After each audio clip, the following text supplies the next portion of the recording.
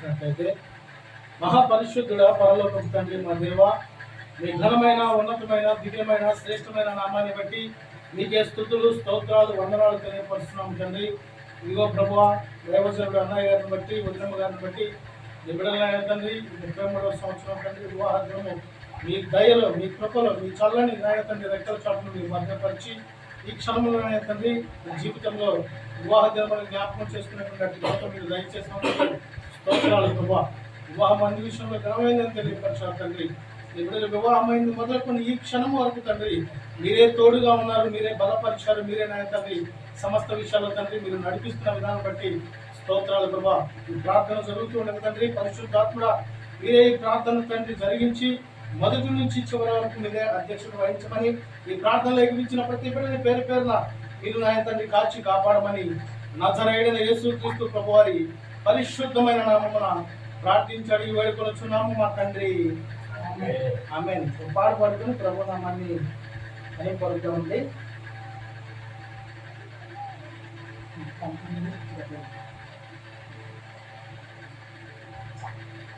అతి పరిశుద్ధుడా స్తుతి నైవేద్యము నీకే అర్పించి కీర్తింతును.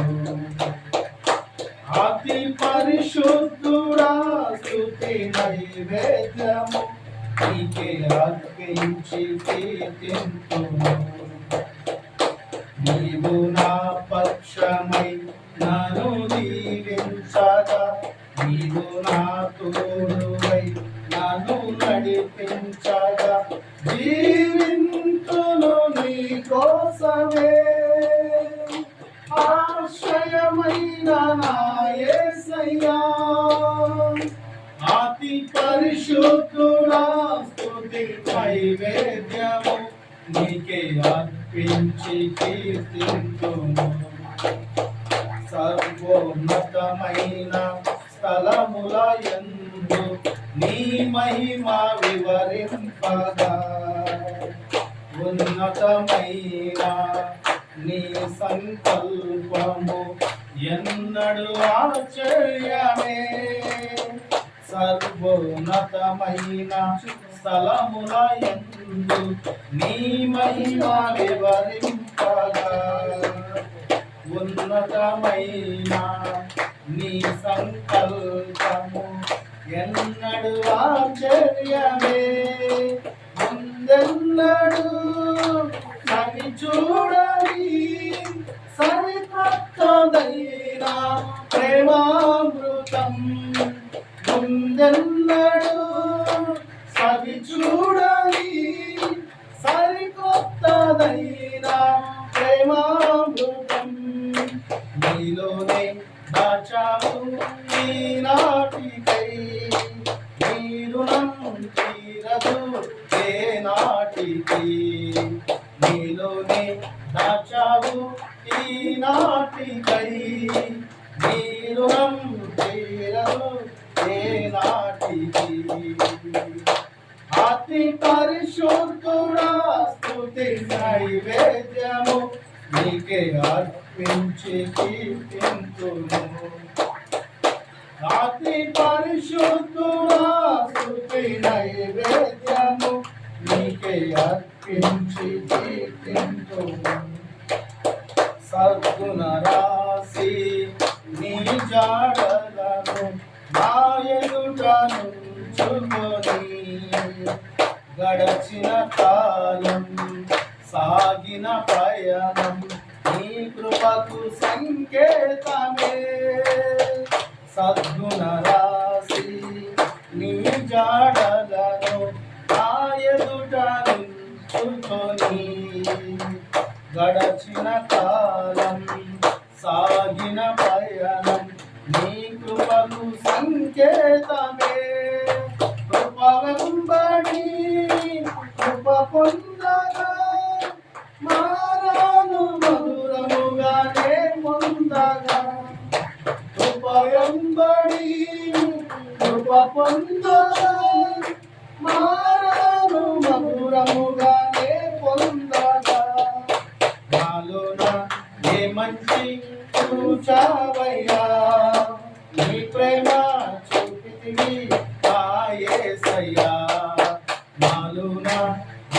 నుంచి చూసావయ్యా, నీ ప్రేమ చూపితివి నా యేసయ్యా.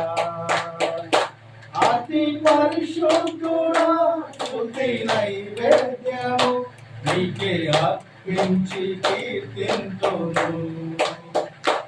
అతి పరిశుద్ధుడా స్తుతి నైవేద్యము నీకే అర్పించి కీర్తింతును.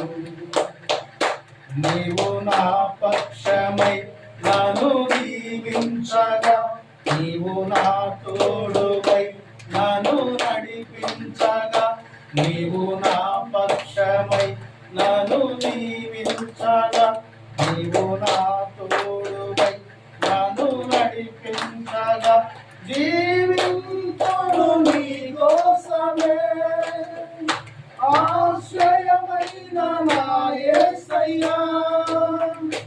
అతి పరిశుద్ధుడా స్తుతి నైవేద్యము నీకే అర్పించి కీర్తింతును.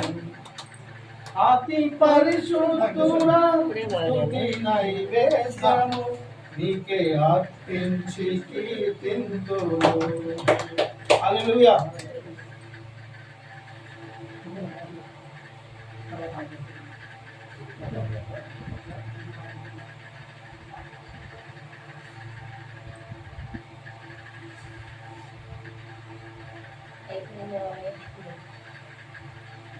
దేవుని పరిశుద్ధమైన నామమునకు మహిమయు ఘనతయు ప్రభావములు కలుగును గాక. ఆమేన్. దేవుని బిడ్డలు మీ అందరికీ నా నిండు హృదయపూర్వక వందనములు, ప్రత్యేక శుభములు తెలియపరుస్తున్నాను. ఈరోజు మన అందరూ ఇక్కడ కూడుకోవడానికి గల కారణం మనందరికీ తెలిసింది. దైవజనుడైన అన్నగారు వదిన గారికి వివాహ దినమై సుమారు 33 సంవత్సరాలు అయింది. ఈ 33 సంవత్సరాలు వారిని దేవుడు ఎంతగానో ఆశీర్వదించారు. వారి బిడ్డల పక్షాన, వారి పిల్లల పక్షాన సమస్త విషయాలు దేవుడు వారికి తోడుగా ఉండి నడిపించే విధానం బట్టి దేవుడికే మహిమయు ఘనతయు ప్రభావములు కలుగును గాక. ఆమేన్. పరిశుద్ధ గ్రంథంలో మనం చూడగలిగినట్లయితే మొట్టమొదటి ఆదికాండంలో దేవుడు సమస్తాన్ని సృష్టించినప్పుడు అన్ని మంచిది మంచిది మంచిది అని తెలియపరుస్తూనే ఆయన అనేకమైనటువంటి కార్యాలు జరిగించడం మనం చూస్తూనే ఉన్నాం పరిశుద్ధ గ్రంథం నుంచి. అదేవిధంగా హెబ్రీయుల పత్రికలో 10వ అధ్యాయంలో మనం చూడగలిగినట్లయితే వివాహము అన్ని విషయంలో ఘనమైందని తెలియపరిచాడు. ప్రియ దేవుని బిడ్డలారా, వివాహ విషయాన్ని బట్టి దేవుడు తెలియపరిచినటువంటి మాట ఘనతను గురించి తెలియపరుస్తూ ఉన్నది. చాలా మంది జీవితాల్లో వివాహ విషయంలో వివాహ జీవితంలో వారి యొక్క స్థితిగతులు, వారి పరిస్థితులు సమస్తం కూడా చూస్తూనే ఉంటే దేవుని యొక్క తలంపు, దేవుని యొక్క ఉద్దేశము, దేవుని యొక్క కాపుదల వారికి ఉండగలకనే వారు ఏ ప్రాంతంలో పుట్టినప్పటికీ ఏ ప్రాంతంలో ఉంటున్నప్పటికీ వారిని వివాహ బంధము ద్వారా దేవుడు జతపరచబడటం అనేది జరుగుతూ ఉన్నది.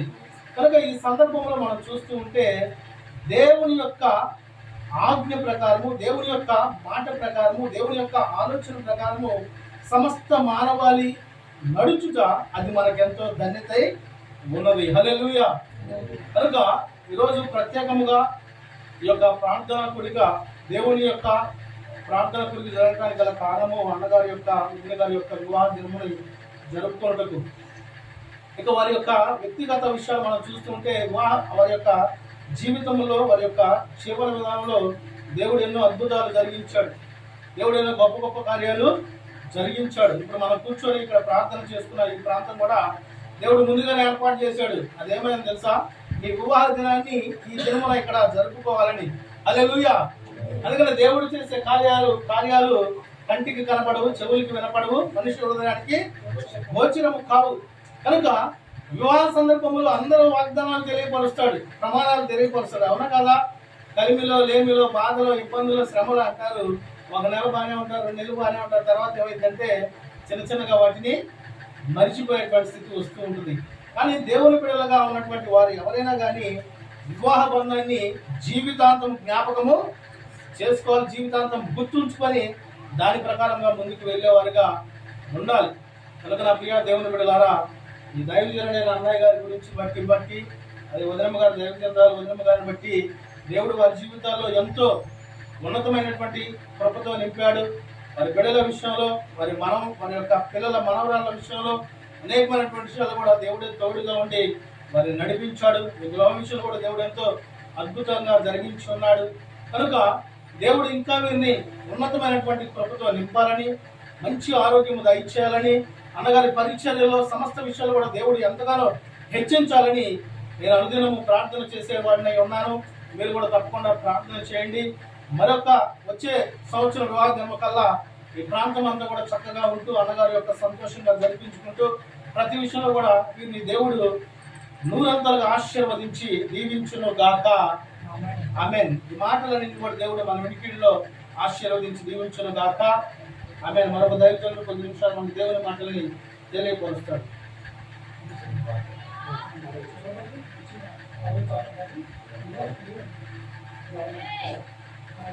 చిన్న పాట పడుతుంది దేవుని నమస్కరిస్తాం. కృపలను తలచుచు ఆయుష్కాలమంతా ప్రభుని కృతజ్ఞతతో స్తుతించుము. ఆయుష్కాలమంతా ప్రభుని కృతజ్ఞతతో స్తుతించుము. కన్నిటిలో ఎల్లలో కృంగిన వేళలలో కన్నిటిలో ఎల్లలో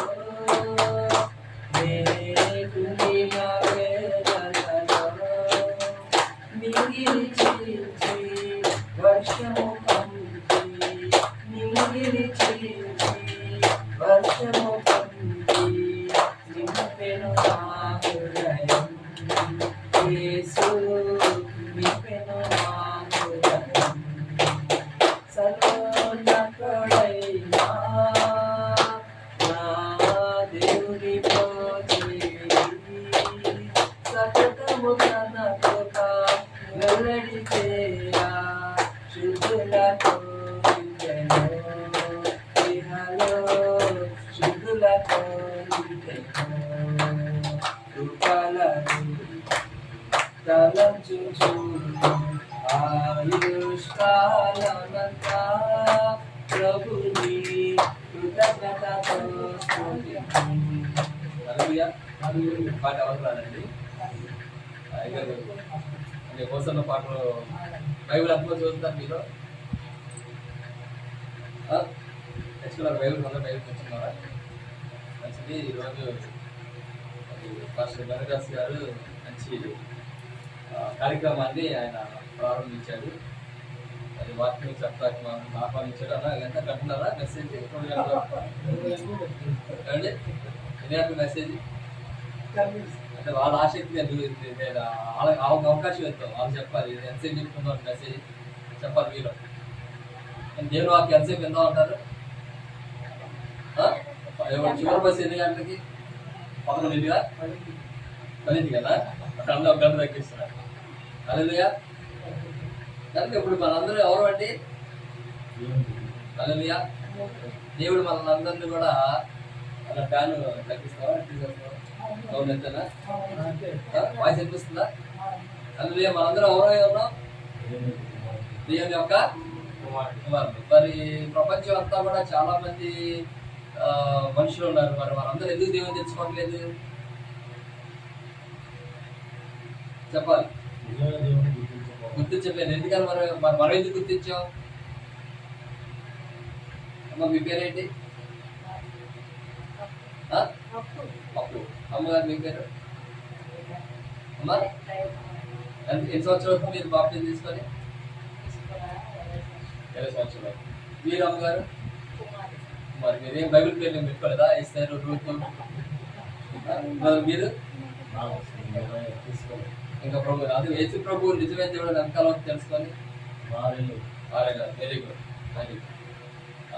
మీరు ఇంకా మీరందరూ భూమి పుట్టిన కాడ నుంచి యేసు ప్రభులోనే సాగుతుంది నడుస్తున్నారు. ఆ చివరి ఆయన మంచి నాయకుడు ఉన్నాడు. ఆయన తెలుసు నాకు చాలాసార్లు. ఎక్కడ ముప్పై పనులు వచ్చారా? Okay okay. అదే చూశాను ఆయన. అదే చూద్దాం. రెండు వాక్యాలు చదువుకొని మనం ముగించుకుందాం. అది చాలా సమయం తక్కువ అన్నట్టు మాస్టర్ గారు. తక్కువ తీసుకోకూడదు. దేవుని వాక్యాన్ని వినడానికి ఎప్పుడు సమయాన్ని తక్కువ తీసుకోవాలి. ఎందుకంటే దేవుడు ఏమంటున్నాడు, బైబిల్ అంతా ఏమంటున్నాడు, బైబిల్ అంతా మరి ఎంతమంది తెలుగు చదివేవాళ్ళు ఉన్నారు? తెలుగు చదవడం వచ్చినట్టు ఎంతమంది చేయకండి, తెలుగు చదవడం సిగ్గుపడదు, రాళ్ళు నేర్చుకో. నేను మా చర్చిలో కూడా 70 సంవత్సరాలు ఉన్నారు, 60 సంవత్సరాలు ఉన్నారు, వాళ్ళకి తెలుగు చదవటం నేర్చుకోండి, నేను నేర్పిస్తాను చెప్పి ప్రారంభించి కొన్ని రోజులు కూడా చెప్పారు. కాబట్టి మీ జీవితంలో ఆశీర్వాదం అనేది ఉందంటే చదవటం నేర్చుకోవడం కూడా ఒక ఆశీర్వాదం. ఎందుకని ఆశీర్వాదం అంటే ఆ చదవటం నేర్చుకొని దేవుని వాక్యాన్ని మీరు చదవండి. అదే కదా, కీర్తన 1వ అధ్యాయం చదవండి.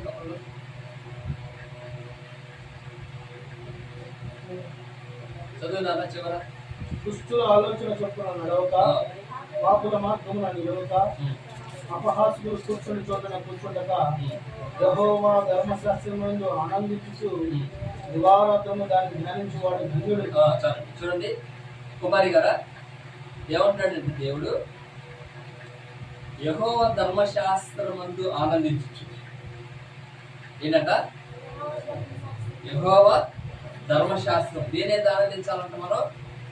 యెహోవా ధర్మశాస్త్రమందు ఆనందించు. ఏం చేయాలంట? దీవారాత్రములు దాన్ని ధ్యానించేవాడు ధన్యుడు. ఎవడంట ధన్యుడు ఈ లోకంలో? ధన్యుడు ఎవరంట? అయ్యగారు పాస్టర్ గారు కొంచెం ఇబ్బంది పడి మరి ఇల్లు కట్టుకుంటారే, దేవుని ఆశీర్వాదం ధన్యుడు.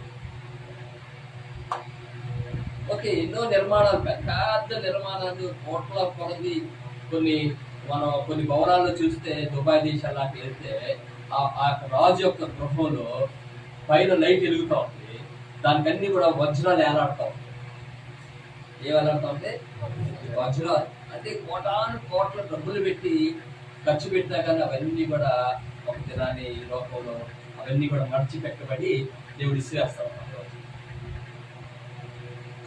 కాబట్టి ఇక్కడ దేవుడు ఏమంటున్నాడంటే, ఇక్కడ మనం ఆనందించాలంట.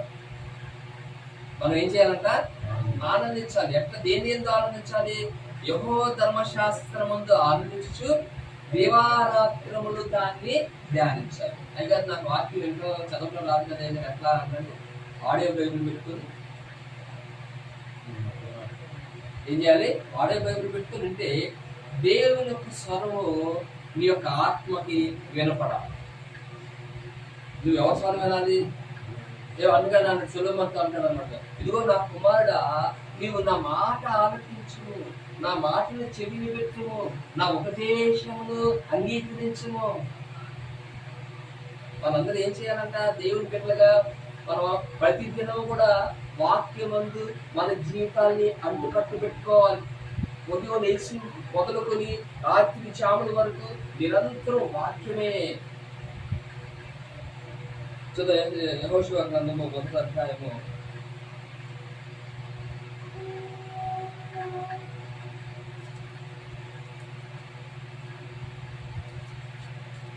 6వ వచనం నుంచి 9 వరకు చదువుదాం. 5 నుంచి చదువుతాం. అవకాశం చదవండి, రాశిగా చదవండి, వాళ్ళు చదవాలి, వాళ్ళకి అలవాటు చేయాలి. కుమారి గారు చదువుతారా? ఏంటి పాప మనోరామ్ గారు చదువుతారా?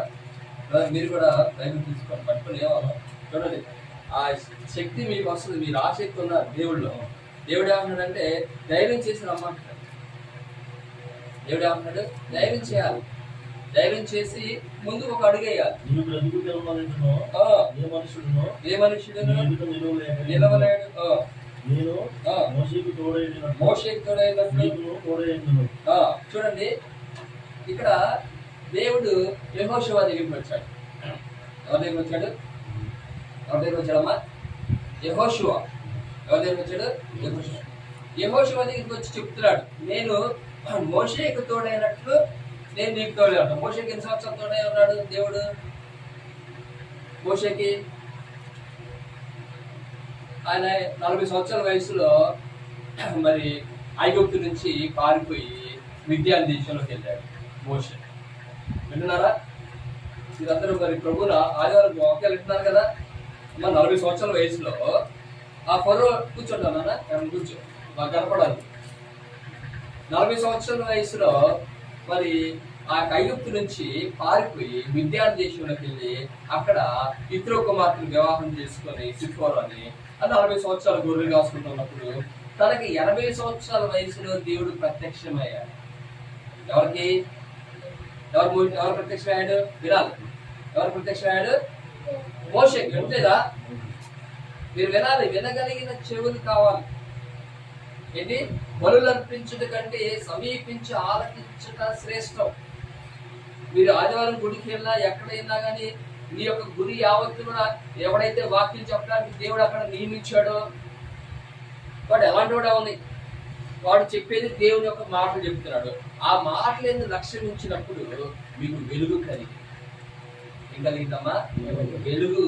ఈ వెలుగు మనం కలిగి ధరించుకుని ఉంటే ఈ భూమి మీద జీవించినంత కాలం ధైర్యంగా జీవిస్తాం. మరణం వచ్చినా కానీ దాన్ని సంతోషంగా ఎదుర్కొంటాం. మరణం వచ్చిందనుకో ప్రపంచం అంతా దేనికి భయపడతారు? మరణానికి భయపడతారు. మరి మనలో వెలుగుంటే మరణానికి భయపడం. మరణం ఏంటి? చీకటి భయపడం. చక్కగా ప్రభువును నిద్రించి నిత్యత్వంలోనికి ఆ దేవదూతం చేత దేవుని చేత కొనుక్కోవడం. ముందుగానే చెప్పారు, అరే నేను అర్థం దేవుడు పిలుస్తున్నాడు, దేవుని ఆత్మ వచ్చిందని తెలుస్తుంది. హల్లెలూయా. ఇక్కడ 80 సంవత్సరాల వయసులో దేవుడు మోషేకి ప్రత్యక్షమయ్యాడు. ఎక్కడ ప్రత్యక్షమయ్యాడు? ఎక్కడ ప్రత్యక్షమయ్యాడు? ఈ స్థలంలో ఒక ఎత్తైన సినాయి పర్వతం మీద. ఆదాముతో నరచీతివి ఏదేనులో దేవమీరు, అబ్రహామును నడిపించిన దేవుండవు నీవు కావా. అలాగే దేవుడు ఆది మరి అబ్రహాము ఇస్సాకు యాకోబులను జ్ఞాపకం చేసుకొని దేవుని యొక్క ఏర్పాటు చెప్పున ఇశ్రాయేలీయులు బానిసత్వం నుంచి విడిపించడానికి మోషే దగ్గరికి వచ్చి ఆ మోషేని ఏర్పాటు చేసుకుని 40 సంవత్సరాలు ఆయనతో ప్రయాణం చేశాడు. ఆ 40 సంవత్సరాలు కూడా మోషే ఎవరు నడిపించాడు? 40 సంవత్సరాలు అమ్మా ఇలా బైబిల్ క్లాస్ చెప్పాల్సింది. 40 సంవత్సరాలు ఎవరిని నడిపించాడమ్మా? నోరు నల్లట్లా తెలియదా? మధ్యాహ్నం ఆదివారం మధ్యవారం గురువమ్మా మధ్యాహ్నం ఏం లేదా? బలంగా తినాలి, బలంగా మాట్లాడాలి, నోరు తెరవాలి. నీ నోరు తెరిస్తే దేవుడు నింపుతాడు. ఏం చేయాలా? నోరు తెరవాలి. 40 సంవత్సరాల ఇశ్రాయేలీయుల్ని దేవుడు ఐగుప్తు నుంచి విడిపించి కానాను యాత్రకు నడిపించాడు. అనేకమైన అద్భుతాలు చేశాడు. అక్కడ ఆకాశం నుండి దేవదూతలు తినే ఆహారాన్ని దేవుడు. అలాగే ఇప్పుడు ఈ సేవకుడు, మేమందరం సేవకులు, మా బాధ్యత ఏంటంటే ఈ గొర్రెలను నడిపించాలి. మాకు కూడా దేవుడు 40 సంవత్సరాలు ఇస్తాడు. మేము కూడా ఎన్ని సంవత్సరాలు నడిపించడం? జీవితాంతం 100 ఏళ్ళ పాటు ఎవరు నడిపించలేం. వయసులో 30 సంవత్సరాలకి ఒక దేవుడు నమ్ముకుని జ్ఞానం వస్తే మనిషి ఆయుష్ 70 సంవత్సరాలు, అధిక ఆయుష్ 80 సంవత్సరాలు. అంటే 30 మొదలు పెడితే 70 వరకే నడిపించగలుగుతాడు. ఆ 40 సంవత్సరాలు దేవుడు అప్పుడు చెప్పిన ఆత్మలన్నీ కూడా దేవుని దగ్గర నడిపించడానికి ఆయన కోరుకుంటాడు. అదే ఆయన బాధ్యత.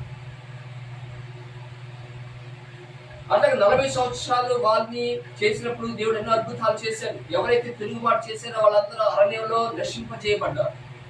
ఎవరైతే విధేయత చూపారో దేవుడు వాళ్ళందరినీ, వారి సంతానాన్ని కానాను దేశంలోనికి తీసుకెళ్ళాడు.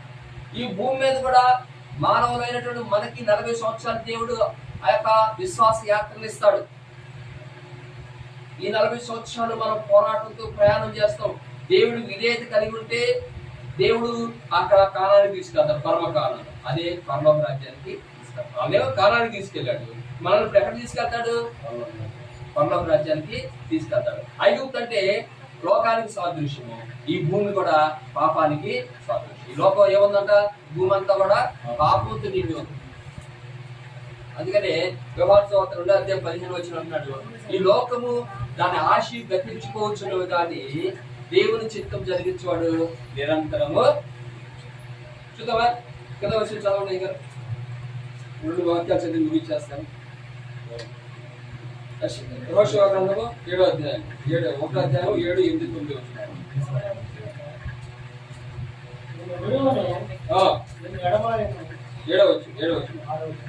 అయితే నీవు నిబ్బరము కలిగి జాగ్రత్త పడి బహు ధైర్యముగా నొక్కి నా సేవకుడైన మోషే నీకు ఆజ్ఞాపించిన ధర్మశాస్త్రం అంతటి చొప్పున చేయవలను. ఏం చెప్తున్నాడు ఇక్కడ?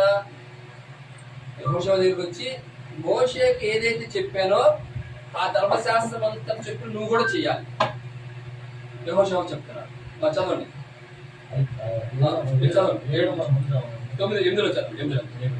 ఈ ధర్మశాస్త్ర గ్రంథమును నీవు బోధింపక తప్పిపోకూడదు. ఏమంటాడు?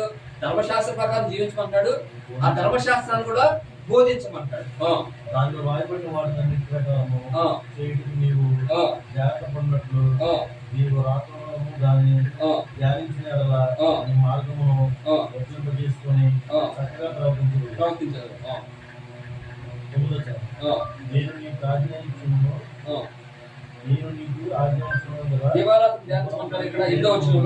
ఈ ధర్మశాస్త్రము గ్రంథము నీవు బోధిక తప్పిపోకూడదు, దానిలో రాయబడిన వాటి ప్రకారం చేయుటకు నీవు జాగ్రత్త పడ్డట్టు దేవారాత్రము దాన్ని ధ్యానించేలా నీ మార్గమును వృద్ధిలో చేసుకుని చక్కగా ప్రవర్తించారు.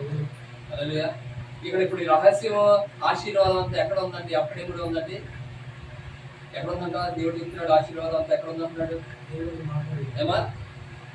ఏమన్నాడండి? 8వ వచనంలో ధర్మశాస్త్రము బోధించమన్నాడు, దాని ప్రకారం ప్రవర్తించమన్నాడు, దాన్ని ధ్యానించమన్నాడు. అదే విషయాన్ని దావీదు కూడా కీర్తన 1వ అధ్యాయంలో ఏం చెప్తున్నాడు? యెహోవా ధర్మశాస్త్రముతో ఆనందించు, దేవారాత్రములు దాన్ని ధ్యానించేవాడు. హల్లెలూయా.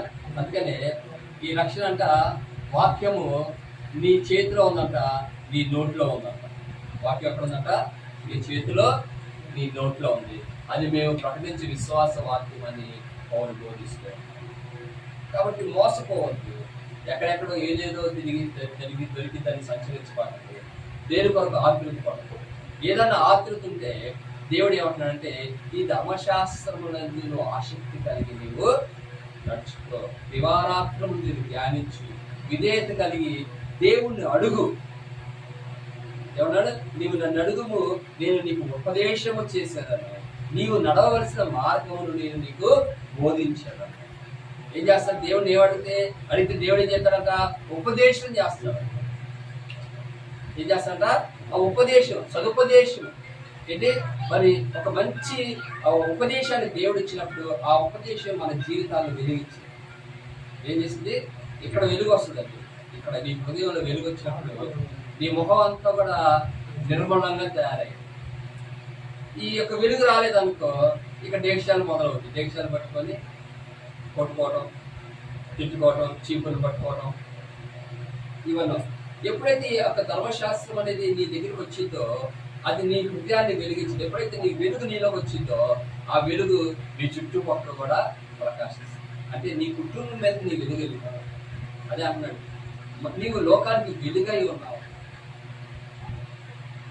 ఆ వెలుగు లెమ్ము తేజుడు వెలుగు నీ యొద్దకు వచ్చావు. ఎక్కడికి వస్తుందంట? మన యొద్దకే వచ్చింది. ఈ లోకంలో అందరి దగ్గరికి వెలుగు రాదు. హల్లెలూయా. అందరి దగ్గర రాదు. అందుకే అన్నాడు, ఇదిగో మీరు జగత్ పునాది వేయబడక మునిపే మీరు ఏర్పాటు చేయబడ్డారు. మనందరిని కూడా దేవుడు తన ఉచితమైన కృపలో ఆయన ప్రణాళికలు ఏర్పాటు చేసుకున్నారు. ఏర్పాటు చేసుకున్నటువంటి మనము దేవుని యొక్క వాక్యానికి చేరుగా నిరంతరము ఉదయం మొదలుకొని అన్నట్టు దీవారాత్రములు ఎన్నోసార్లు చెప్తాడు. దాని బైబిల్ అంతా కూడా మీరు కీర్తన చూస్తే నా కుమారుడా నా ధర్మశాస్త్రము, నా ఆజ్ఞలు గైకో, నా ప్రాకారాలు కనుక గైకొనుకో, నా కట్టడలు కనుకో, నా విధులు గైకొనుకో. అసలు బైబిల్ కీర్తన అంతా చూస్తే ఎక్కడ చూసినా నా మార్గాలు, నా విధులు, నా కట్టడలు ఇవన్నీ బోధిస్తాను, నిరంతరం ధ్యానించమంటారు కదా. మనకి ఈ బైబిల్ చదవడానికి సమయమే. హల్లెలూయా. హల్లెలూయా. అందుకే ఎక్కడో ఏదో దొరికిందని ఆత్మీయ పడితే ఖచ్చితంగా కాలు జారి కింద పడే పరిస్థితులు ఉంటాయి. అమ్మా ఆయాసపడతారు. తర్వాత మనుషులు ఏం చేస్తారంటే ఆయాసపడి దుఃఖపడి అయ్యో ప్రభా ఏం జరిగిందని ఆయన అంటారు.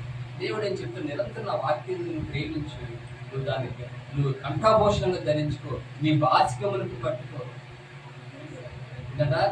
అంటే నిరంతరం నీ కంఠానికి పెట్టుకోమన్నాడు, బాసికములకు కట్టుకోమన్నాడు. నిరంతరం దేవుని యొక్క వాక్యంలో నువ్వు అడ్డు కట్టబడితే నీ జీవితంలో. అందుకని యేసుప్రభు ద్రాక్షావళిని నేను తీగలు మీరు నాలో అడ్డు కట్టుకోవాలి. వాక్యంలో మీ జీవితాలు కట్టుకోవాలమ్మా. ఆలస్యం అయిపోతుంది, సమయం లేదు. వచ్చుచున్నవాడిక ఆలస్యం చేయక వస్తున్నాడు. ఈ కాలం సమీపిస్తుంది, దినాలు సమీపిస్తుంది, ఆకడ సమీపిస్తుంది. ఎక్కడ చూసినా భూకంపాలు, యుద్ధాలు, పాపము. ఈ యొక్క సంఘం చివరి సంఘము భ్రష్టత్వ సంఘం అని దానికి పేరు అంట. ఎక్కడ చూసినా పాపం, విపరీతమైన పాపం ఏలుబడి చేస్తూ ప్రతి గృహాన్ని కూడా చీకటి ఏలుబడి చేస్తున్నారు కదా. ఇదిగో జనములలో చీకటి కమ్ముచున్నది, మరి బహు కట్టిగా చీకటి వారిని కమ్ముచున్నదని మరి యెషయా ప్రవచిస్తూ ఉన్నాడు. క్రీస్తు పూర్వం 600 సంవత్సరాలు ప్రవచిస్తున్నాడు దినాల గురించి. బైబిల్ అంతా కూడా ఈ యొక్క అంత్య దినాల గురించి, మనం నివసించే దినాల గురించి ప్రవచనాత్మకంగా చెప్పబడింది. లోతు దినాల్లాగా ఉంటాయి అని యేసు ప్రభు చెప్తాడు. నోవాహు దినాల్లాగా ఉంటాయి అన్నాడు. ఏంటి, వివాహాలు బాగా జరుగుతాయి అని చెప్తున్నాడు. ఇంకా మనకు వాక్యం తెలియట్లేదు. మోషే ఎవరు కూడా మనకు తెలియదు. వినండి, చదవండి, చదవడం రాకపోతే వినండి. శ్రద్ధగా అయ్యగారు మరి ఆయన ఎంతో ఓర్పుగా చెప్తాడు దేవుని వాక్యాన్ని. ఎక్కడికి వెళ్ళినా గంభీరంగా ఉన్నట్టుగా కఠినంగా చెప్తారు. చాలా చోట్ల కనబడతారు. ఎన్నో టీవీ వర్తమానాలు ఇచ్చాడు మాస్టర్ గారు, మరిదాస్ గారు. అక్కడ ఎక్కడ రాజీ లేకుండా అనర్గళంగా ఉన్నది, నిన్ను ఖచ్చితంగా నువ్వు జీవించాల్సిందని చెప్తాడు. రాజీ ప్రయత్నం లేదని దగ్గర చెప్తాడు. ఖచ్చితంగా ఇట్లా ఉండాల్సిందే, లేకపోతే వేస్ట్, ఈ భక్తి వేస్ట్ అని నేరుగా విశ్వాసంతో కూడా చెప్పారు. సార్ ఏమన్నా కొన్ని తెలియదు, కొత్త రక్షణలోకి వచ్చారని చెప్తాం కానీ ఆయన చెప్తాడు లేదన్నా ఖచ్చితంగా చెప్పాల్సింది, లేక తెలుసుకోవాలి. కాబట్టి ఇక దేవుని మార్గంలో ఖచ్చితత్వమే ఉంటే దేవుడు అన్నాడు, నువ్వు ఉంటే వెచ్చగానన్నా ఉండు, లేకపోతే చల్లగా. యేసుప్రభువే చెప్పాడు అన్నమాట. ఎవరో భాష చెప్తుంది కూడా కదా. నువ్వు నులవెచ్చని స్థితి ఉంటే నీ మీద నేను నువ్వే ఉద్దేశిస్తాను. కాబట్టి పరిపూర్ణంగా మనం దేవుని స్వరూపంలో మార్చుకోవాలి. అంటే ఇక్కడే ఆ పరిపూర్ణత ఎక్కడో రాదు. ఏమా ఈ భూమి మీద మనకు దేవుడు అనుగ్రహించిన జీవిత కాలంలోనే దేవుని యొక్క వెలుగు, ప్రత్యక్షత, ఆయన ఆత్మ వచ్చి దేవదూత వల్ల మారిపోతాం. మన మాట సెలవంగానే మనుషులు భయపడతారు. ఎవరన్నా ఆధారం లేకుండా దిక్కుతోచని స్థితిలో పాపం చేత నలిగిపోతా, అవమానం పడతా, నిరుత్సాహంలో ఒకళ్ళు చనిపోవాలనుకుంటారు అనుకో. అలాంటి నీ దగ్గర రాగానే నీలో వెలుగుని, నీ ప్రత్యక్షతను చూసి వారి జీవితాన్ని మార్చుకొని వాళ్ళు ధైర్యపరచబడతారు. అందుకే యేసుప్రభు బైబిల్ ఒక వాక్యం యెషయా గ్రంథం 43:21 నా నిమిత్తము నేను ఏర్పరచుకున్న నా జనులు నా స్తోత్రములు రక్షణపరుస్తారు.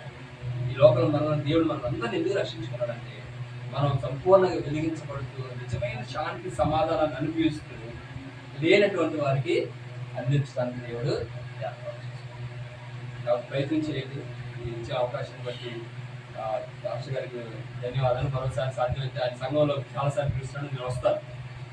దేవుడి మాట తెలుసుకున్నాను.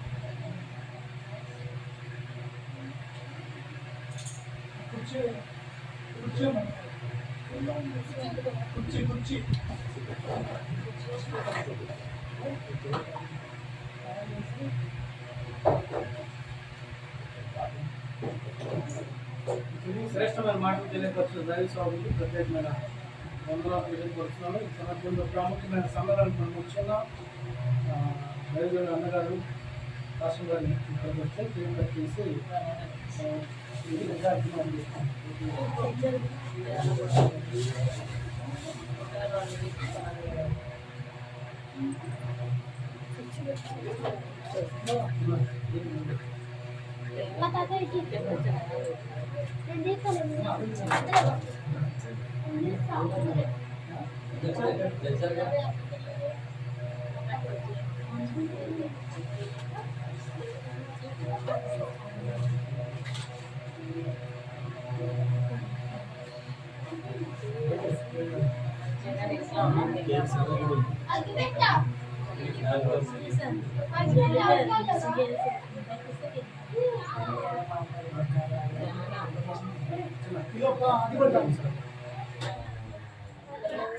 ప్రార్థన చేసుకుందాం అండి.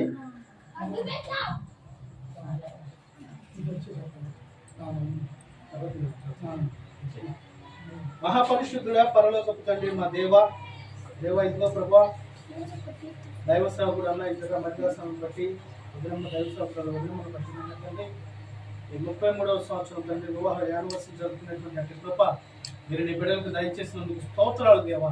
బిడ్డల జీవితాల్లో మీరు తోడుగా ఉండి నడిపించినందుకు వందనాలు తండ్రి.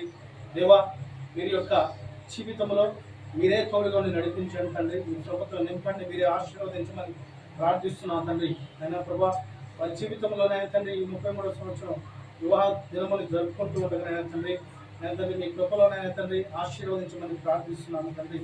అయినా ప్రభా అనేక మంది మీ బిడ్డలు మీ సన్నిధికి వచ్చిన ఇక్కడ ఉన్నారు అయినా ప్రభా, వారిని కూడా మీరు దీవించండి, మీ కృపలో జ్ఞాపకం చేసుకోండి ప్రభా. ప్రాముఖ్యంగా తండ్రి వారు కేక్ కట్ చేసుకుండగా కేక్ ఎలాగైతే మధురముగా ఉంటుందో మీ జీవితంలో ఆనందాన్ని, సంతోషాన్ని, సమాధానాన్ని దయచేసి సమస్త విషయాలు తండ్రి మీరేనైనా తండ్రి నీ బిడ్డను బలపరిచి స్థిరపరిచి మంచి కృపతో నింపమని నజరేయుడైన యేసు నామమున అడుగుచున్నాము మా తండ్రి.